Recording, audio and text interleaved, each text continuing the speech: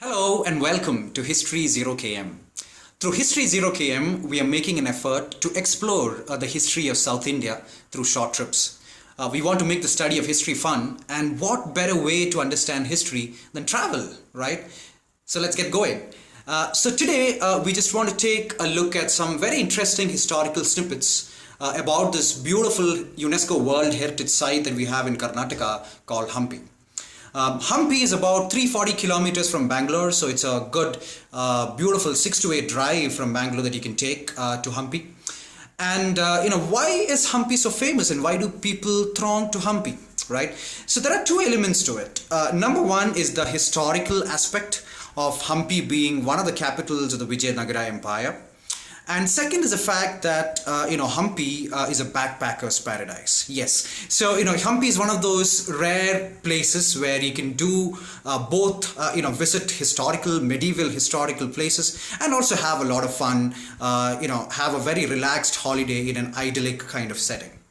Right. So, for today, we just want to take a look at a very interesting question that's popped up, while we've looked at the history of Hampi and the Vijayanagara Empire, as to, how come the Vijayanagaras came into prominence in the south of India, and why not, some of the other more prominent and, more existent, dynasties, like, the Hoysalas or the Kakatiyas. Right. So before that, a word regarding the Vijayanagaras. So the Vijayanagaras ruled most parts of South India from the mid of 1300s. 1337 is when they started, till the mid of the 1500s, and then that is when the decay of the empire started, and then of course they went on. Other lines of the empire did go on till mid of 1600s, but from about mid of 1300s to mid of 1500s, for about 200 years, the Vijayanagaras were the dominant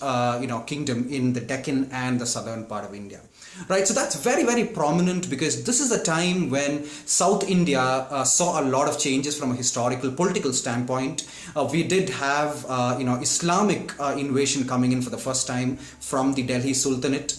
We also had, the European colonists coming in as well. So the Vijayanagaras came in at a very interesting cross-section of this time frame. And what makes Hampi interesting is the fact that we do have a lot of remains and ruins of the Vijayanagara Empire still there in Hampi.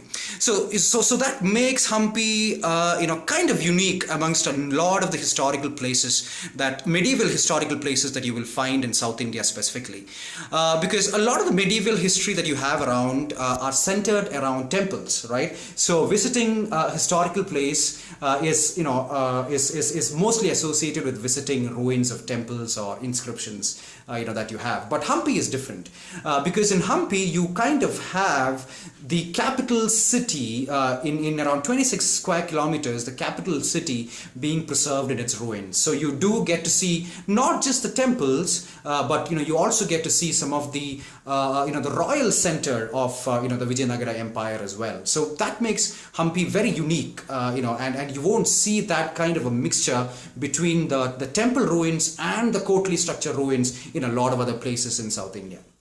Right. So the question that has intrigued us is, how come the Vijayanagaras came into power during the mid of 1300s, and why not, some of the more prominent dynasties that were ruling at that time, like the Hoysalas or the Pandyas, or the Kakatiyas of Warangal, for example. Right. So to understand that, and I believe that understanding that is critical, because only with understanding that can you appreciate how the Vijayanagara Empire kind of came into prominence and how it went into decay as well. Similarly, some of the things that you will see in Hampi, when you go and visit Hampi, if you have to correlate, why certain structures are made in a certain style, it's very important to understand, how come the Vijayanagaras came into prominence in the middle of, the 1300s, right? So to understand that better, let's take a look at the state of, political structure in South India and Deccan, towards the end of the 1200s and early 1300s. So what you will see is that, towards early 1300s, we had three major powers ruling the Deccan and south of India.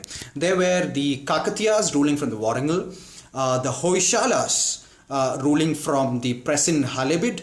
It was earlier known as Dwarasamudra in Karnataka. And then you had the Pandyas ruling in Madurai. So these were the three most prominent kingdoms that were ruling the Deccan and South India towards early 1300s. And you also had the Yadavas in Devagiri, which is in present Maharashtra, right? So this was the state of polity, towards early 1300s. So what happened that these very powerful empires disintegrated, within a span of around 15 to 20 years, and you had an empire like Vijayanagaras coming up all of a sudden. So if you really look at or read the history of early 1300s, India, you don't really see a mention of Vijayanagaras even as a minor kingdom.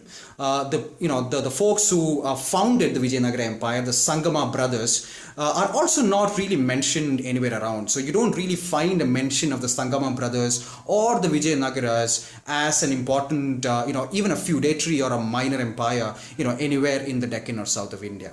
So to understand how the Vijayanagaras suddenly came into prominence, you got to understand, the attack of the Delhi Sultanate, which were primarily the Islamic rulers from Delhi Sultanate to the Deccan and south of India towards early 1300s. So we had mainly two waves of attacks coming in from Alauddin Khilji's army and Muhammad bin Tughlaq's army. So Alauddin Khilji's army, started attacks towards the end of 1200s, and the primary attacks happened in 1300s, when 1310, 1311 time frame, when they initially attacked, Devagiri.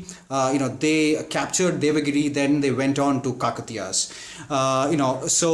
Warangal was again subdued by them, but they didn't really establish a kingdom per se. So they gave back the kingdom to the existing rulers, but they did have to pay some kind of taxes back to the Delhi Sultanate.